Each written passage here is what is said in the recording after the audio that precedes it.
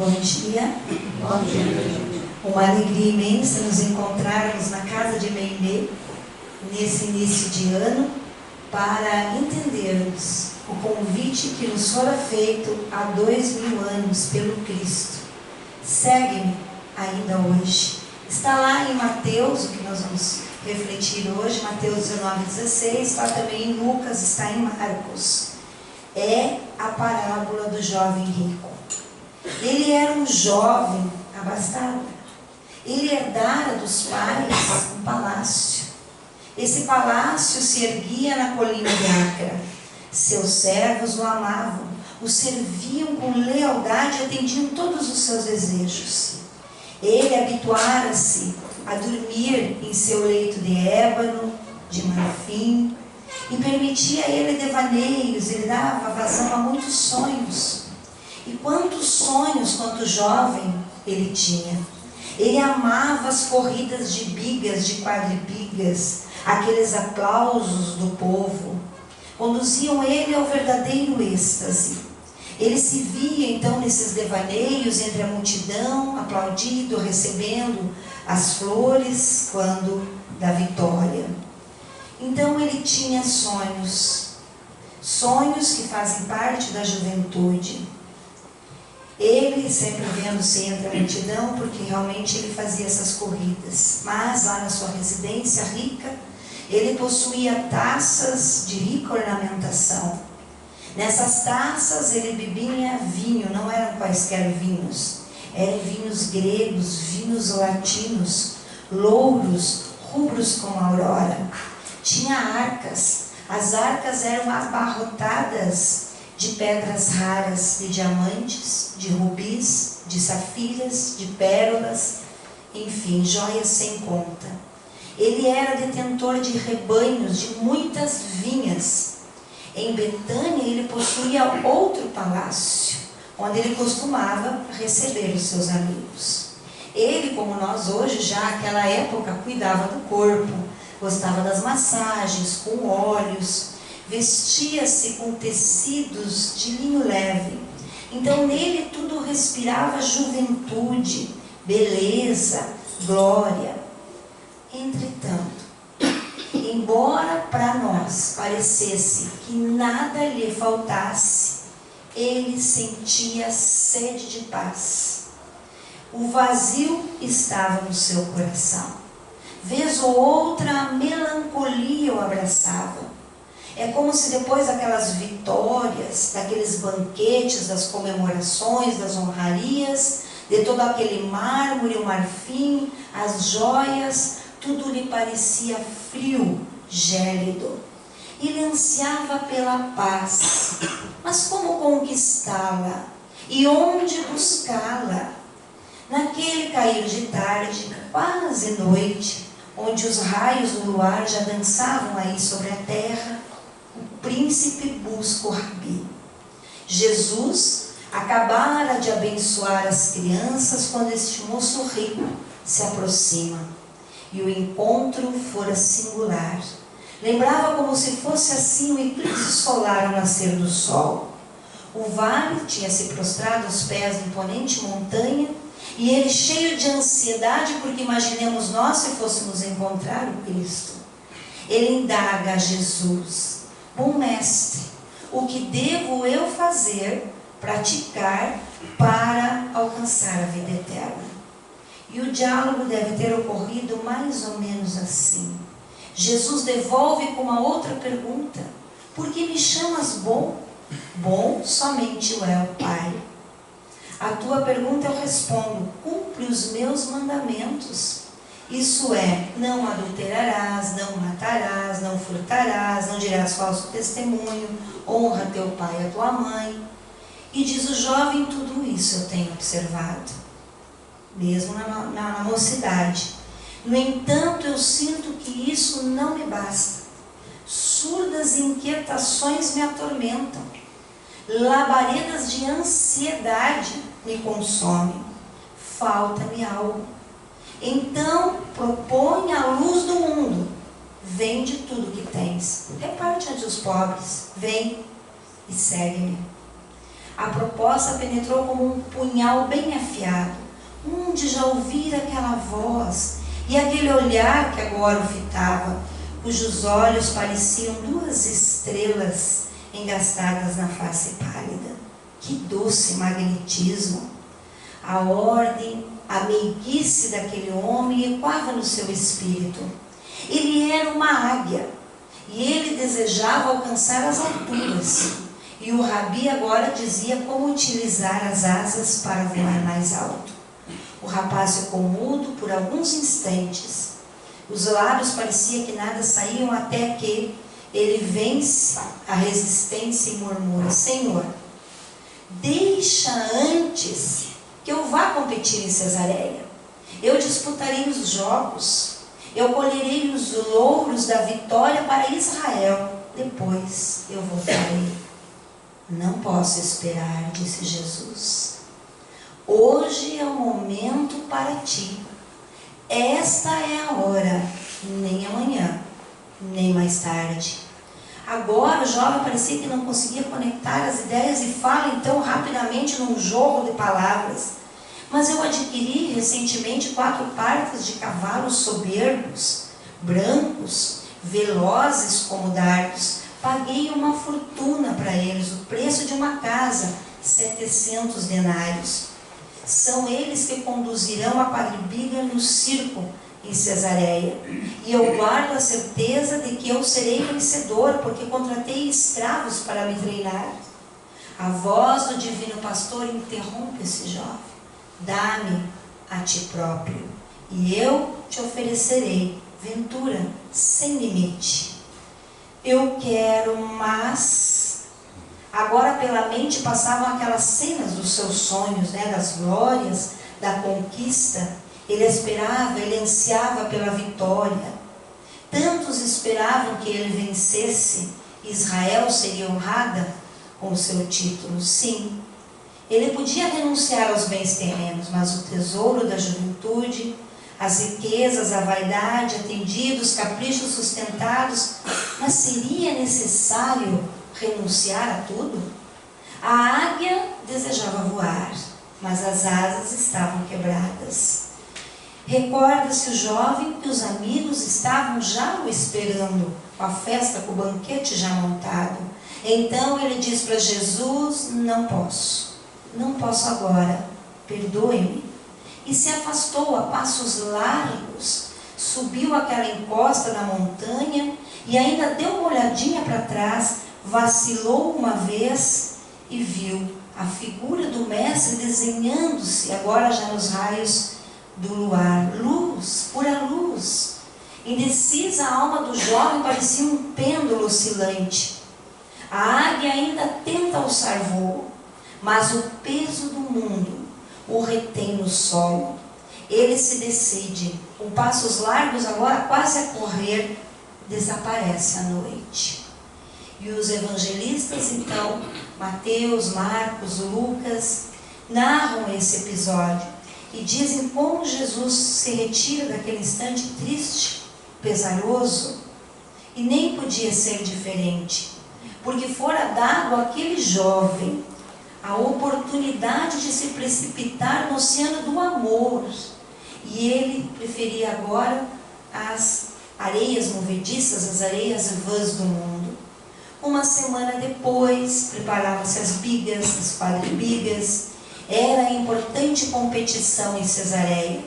Começam as trompas, as fanfarras, as apostas são feitas, os cambistas, as preferências, as cores, tudo ali se falava de triunfo, de alegria, e ao sinal convencional, sob o aplauso do povo, parte aqueles corcéis fogosos, puxando aqueles carros dos seus condutores. Chicotes estalam no ar, as mãos firmes nas rédeas, suor, ansiedade, e então, naquela tarde poerenta, numa manobra infeliz, a quadribiga vira. Um corpo tomba, e os cavalos em disparada despedaçam. A corrida não pode parar, ela prossegue. O povo rapidamente elege outro para honrar, para ser o vencedor. E o moço agora sente que a vida está a esvair-se. O sangue empapa todo o solo. Os escravos correm para acudi-lo, tiram-no da pista, mas ele não consegue mais distinguir as pessoas. O vozerio do povo parece distante, inalcançável. Uma névoa o envolve e ele abandona o corpo sem vida.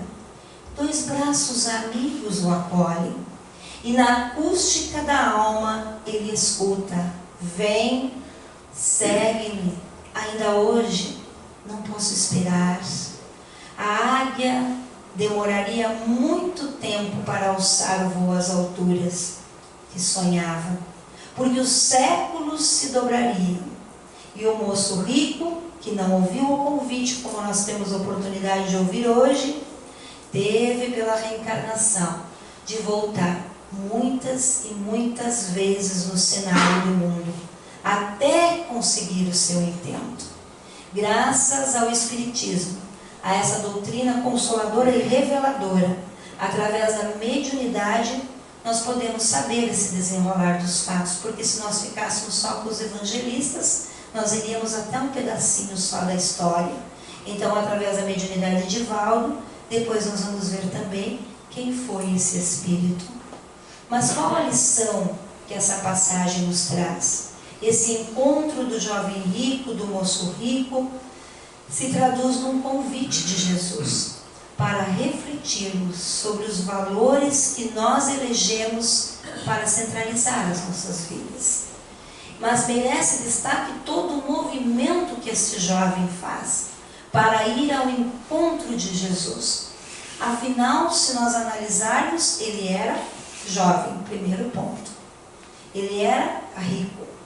E então ele não iria atrás de um homem que transitava com o povo, no meio da multidão, com os pobres, com pessoas ditas de má fama. Então não era comum naquela época um homem rico misturar-se a um homem do povo, ainda mais a posição social na Judéia. Ele foi buscar o conselho de um homem do povo. Jesus foi muito criticado por isso, por andar com pessoas, por se misturar com essas pessoas desprezadas da sociedade. Os ditos intelectuais, os ditos da classe mais alta, não procuravam Jesus à luz do dia.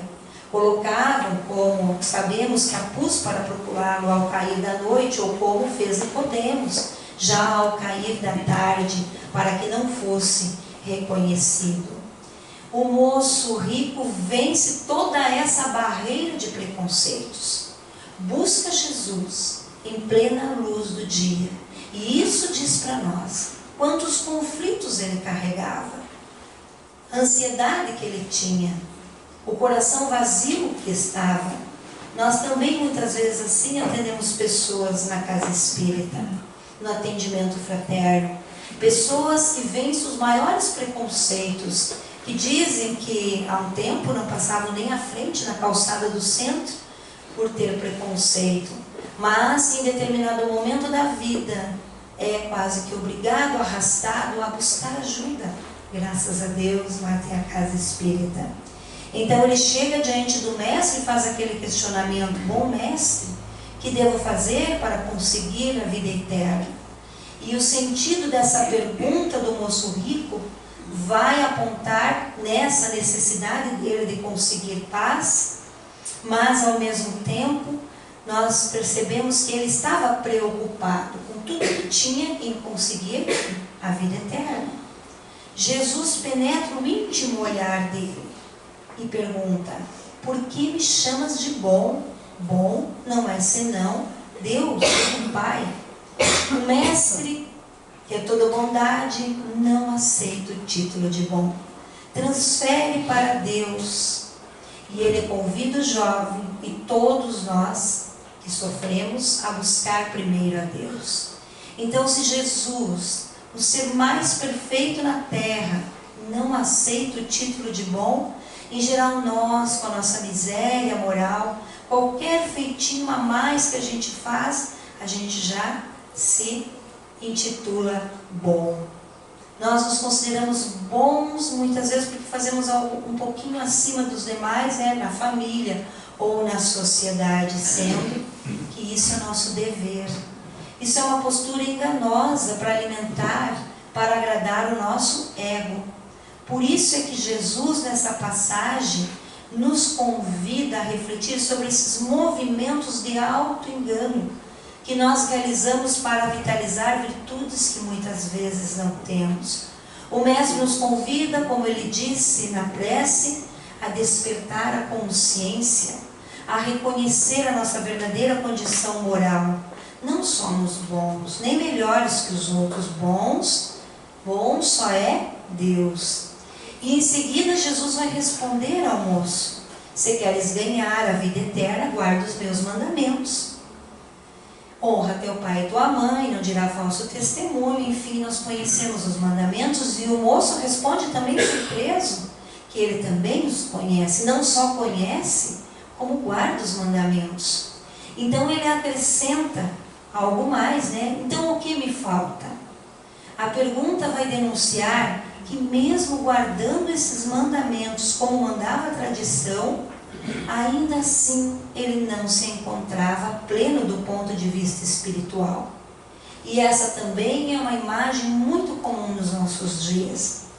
Nós que achamos que fazemos um pouquinho mais, fazemos o evangelho no lar toda semana, abraçamos uma ou mais tarefas na casa espírita, lemos os livros edificantes, nos engajamos numa periferia ou num trabalho caritativo, seja aqui ao lado, mas continuamos muitas vezes os mesmos.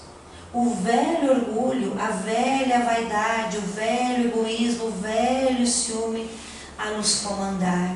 Então todas essas atividades que nós vamos desenvolvendo e vamos abraçando são importantes, como em qualquer outro templo religioso, em qualquer outra religião.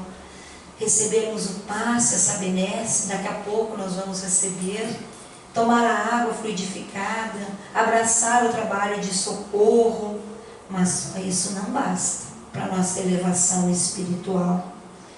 Por que será? É preciso uma mudança. Tudo isso é muito bom, é salutar para a nossa saúde moral, para a nossa saúde espiritual. Afinal, conhecereis a verdade e ela vos libertará. Mas as esferas mais altas, as quais nós sonhamos entrar, nós somente vamos poder acessá-las quando nos despojarmos das nossas imperfeições morais. Isso é uma regra universal. O reino de Deus não vem com aparências externas, assim disse Jesus no poço para a samaritana.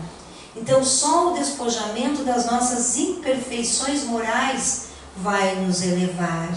Assim nos pedem sempre os espíritos iluminados para observarmos a natureza, porque ela é o livro de Deus à nossa disposição. Emmanuel mesmo nos propõe observar a natureza para entender as leis divinas. O que adianta semearmos boas sementes em solo pedregoso, tomado por ervas daninhas? Tem que corrigir o solo. Nesse caso nós falamos do nosso coração, que a gente brinca às vezes, nossa, numa atitude meu coração está peludo, Então nós precisamos arrumar o solo do nosso coração. E como se consegue isso? Através dessa reforma íntima. Então disse Jesus: se queres ser perfeito, vai, vende tudo que tens, dá aos pobres, vem e segue-me, e terás um tesouro no céu. E o jovem, ouvindo essas palavras, se retirou. Aquele convite do Cristo, ele com a competição, próxima, até poderia viver sem os bens, mas ele não queria se despojar dos aplausos, da vaidade. E quando o jovem se retira, Jesus explica essa passagem, dizendo o que ficou para nós também, outros, imortalizado: em verdade vos digo que é difícil entrar um rico no reino dos céus. Outra vez vos digo que é mais fácil passar um camelo pelo fundo de uma agulha do que entrar um rico no reino dos céus. E esse trecho, por nós há muito tempo, foi mal interpretado, achando que Jesus condenava a riqueza ou os bens terrenos. Ora, Se Jesus tivesse condenado a riqueza, ele não teria perguntado aos discípulos, não teria sentido essa pergunta, porque então estaria implícita a resposta, que quem consegue o reino dos céus são os pobres. Mas não, o que Jesus dá de lição aqui não é os bens materiais, mas o apego. Tanto faz se a pessoa tem muito ou se tem pouco. Às vezes a pessoa tem pouco e ela é apegada. Então Jesus nos convida ao exercício do desapego. Para quê? Para criarmos essa disposição íntima para nos interessarmos pelos bens imorredouros, que são os bens espirituais. Jesus nos propõe uma troca, retirar do centro das nossas vidas os interesses pelos bens materiais e eleger como foco os valores espirituais. Boa proposta para um início de ano, né? Centralizar os nossos interesses nas coisas do Espírito. Porque, de uma maneira geral, todos nós que aqui estamos, elegemos os bens materiais como centro. Por isso que nós temos uma sociedade como hoje, consumista, materialista. Esse apego, então, é muito evidente quando a gente, por exemplo, perde um celular e sente-se triste. Quando a gente tem a alegria de dizer, comprei, né, tal coisa nova, né, exibir nesse sentido. Jesus nos faz várias passagens com essa passagem, várias alertas com essa passagem do moço rico. Convida-nos a buscar primeiro o reino de Deus, ou seja, para a solução daqueles conflitos que não são materiais, não são externos, eles são internos. Somente nesse estado de consciência nós teremos condições de abandonar essas velhas máscaras que nos escondem de quem? De nós mesmos, de quem realmente nós somos. Então convida-nos, como ele falou na prece, à reforma íntima, a fim de nós removermos finalmente essas imperfeições morais. Convida-nos a refletirmos. Essa passagem, ela traduz também a angústia do homem no mundo, divididos pelo apelo que a porta larga faz pelas coisas da matéria e o nosso destino, que é a iluminação espiritual. O jovem rico, ele representa essa consciência não desperta para os tesouros essenciais da vida, mas ao mesmo tempo ele queria encontrar o caminho da salvação, da libertação. E ele tinha conhecimento, porque ele disse para Jesus que os mandamentos ele já sabia e que ele guardava. Então, quando Jesus propõe, vai e vende e dá aos pobres, não se referia apenas à riqueza material, mas à riqueza do conhecimento, que estava, como naquele jovem, guardada, trancada. Seria muito fácil para ele despojar-se de um castelo, daquelas arcas abarrotadas, porque ele tinha mais. O difícil seria repartir aquilo que estava no imo da sua alma. Então, na visão espírita, a gente realça isso. Qual é a propriedade legítima do homem? É o que ele traz ao encarnar e o que ele leva ao desencarnar. Está lá no Evangelho, no capítulo 16, no item 9. Então, a riqueza que ele tinha era um conjunto de informações que estava guardada. Então, não basta ser depositário de informações. É cativante ver uma pessoa falar coisas emocionantes, às vezes empolgam massas. Mas se a vida dessa pessoa não traduz essa vivência, se não materializa tudo aquilo que ela fala, de que adiantou? Então, para Jesus, esse comportamento era tal que ele condenava. Ele condenava quando ele diz: assemelhais a sepulcros caiados por fora. Realmente parecem formosos, mas dentro estão cheios de podridão. Então, essa busca de significado da vida, que se traduz pelo encontro do jovem rico, quando ele diz que ganharei, que farei para ganhar a vida eterna, não pode corresponder ao isolamento. Aquele jovem faltava o testemunho do compartilhamento do seu tesouro, sem o que a vida continuaria sem significado. E esse significado não vem só com informação, mas com ação. E para ação, nós dependemos da outra pessoa. Os homens se dão a conhecer não pelo discurso, mas pela vida. O significado da vida de Gandhi é conhecido pelo discurso ou pela vida? Os evangelhos são a vida de um homem através de outras vidas, assim disse Amélia Roth. Logo, resulta de uma ação. Que tipo de ação? Transformadora, educativa, compartilhada com o mundo. E isso remete ao sentido profundo dessa questão do Livro dos Espíritos, que vai falar da caridade a 886. O que é o sentido da caridade, né? A nossa bandeira: fora da caridade não há salvação. Benevolência para com todos, olha o compartilhamento. Benevolência para com o próximo. Indulgência para com as imperfeições alheias e perdão das ofensas. Então, se eu não interagir, se o outro não me ofender, o que a gente acha? O cúmulo, né? Nossa, disse isso para mim, fez isso comigo, mas ele está me dando uma oportunidade de exercitar a caridade, que é a antítese do egoísmo que nós estamos mergulhados. Então não se pratica a caridade com o discurso. Se o tesouro não for compartilhado, distribuído, é inevitável a reprodução do que? Da indiferença, do egoísmo, que é a negação da caridade. Então o espírita, ele deve se sentir convocado a novas perspectivas de viver a vida. Vida que continua, de estar neste mundo, sem ser do mundo, né? Mas movido pelas relações que se estabelecem com os homens, com a sociedade. Deixar de centrar-se em si mesmo, guardando o tesouro para si, como o jovem na parábola, buscando o posicionamento no mundo do homem de bem. E nesse momento ele não estava preparado, ele não compreende.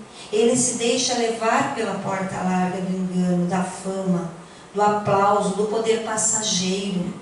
Jesus fez o convite também há 2000 anos a Públio Lentulus, que depois nós conhecemos como Emmanuel, que fora mentor de Chico Xavier.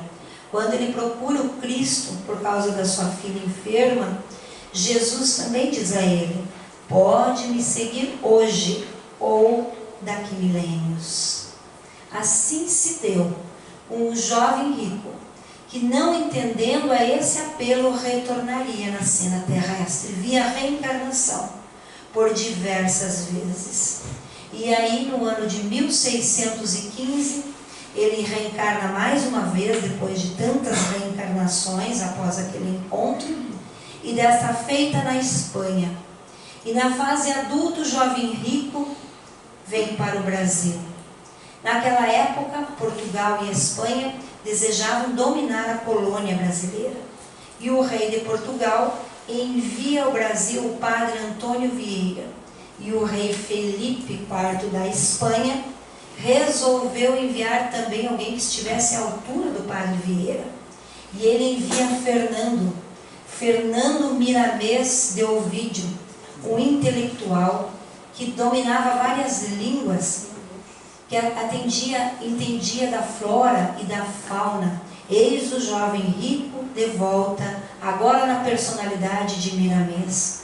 Então o plano dos países era o domínio, mas o plano da espiritualidade superior era outro. Quantas vezes o nosso plano é um, até ao adentrar o ano a gente reafirma vários planos, metas, e vem a vida e muda, como se diz, muda as perguntas quando nós temos a resposta. Para quê? Para se cumprir o plano maior. Então ambos, eles se aproveitaram dessa oportunidade de terem sido escolhidos, e eles tinham os dois ideais cristãos em relação a essa nova terra. Então quando a nau aporta na Baía de Maranhão, quando o navio se aproxima dessa baía, Miramês observa uma multidão de nativos na praia. Isso impressionou ele bastante. Eram os indígenas, e como era esperado, né, já no bote, quando chega próximo, ele consegue ouvir o que eles estavam gritando. Eles gritavam: Babadinho, Babadinho. Para os índios ele foi chamado de Pai Branco, receberam em festejo. e se aproximar do padre Antônio Vieira, eles tornam-se grandes amigos. Nenhum dos dois estavam com aqueles interesses lá, português ou espanhol, nem na opressão das raças nativas, dos negros escravizados. Miramês e padre Vieira passaram a trabalhar juntos pelos índios. Criaram a lei de proteção do índio. E quando Miramês desencarnou, iniciou lá no plano espiritual uma tarefa, que chamou lá de região do triunfo, para receber, para esclarecer aqueles espíritos dos negros e dos índios que desencarnavam no Brasil. Eram recebidos nessa região. E essa região se agigantou tanto que na espiritualidade se formou uma colônia. A colônia do triunfo, cujo espírito que coordena é Miramês. Para quem não conhece esse espírito, ele se manifestava por João Muniz Maia, e também foi bem interessante o despertar da mediunidade de João Muniz Maia. E temos aí a obra, uma delas, o Francisco de Assis, outro Maria, né? Então a obra de Francisco de Assis, para quem não conhece, foi ditada pelo espírito Miramês. E nessa colônia, o lema é trabalho.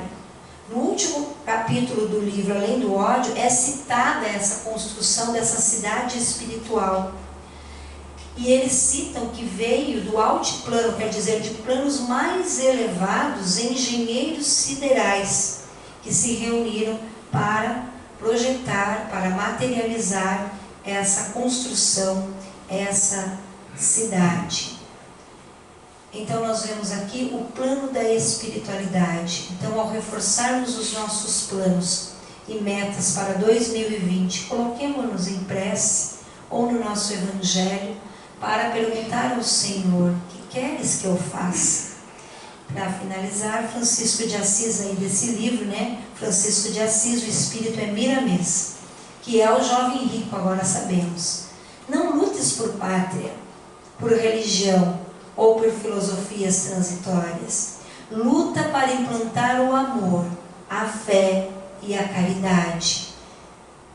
E Emmanuel, ontem, já que o convite é segue-me, ainda hoje, ontem, passado, amanhã, futuro, hoje, agora.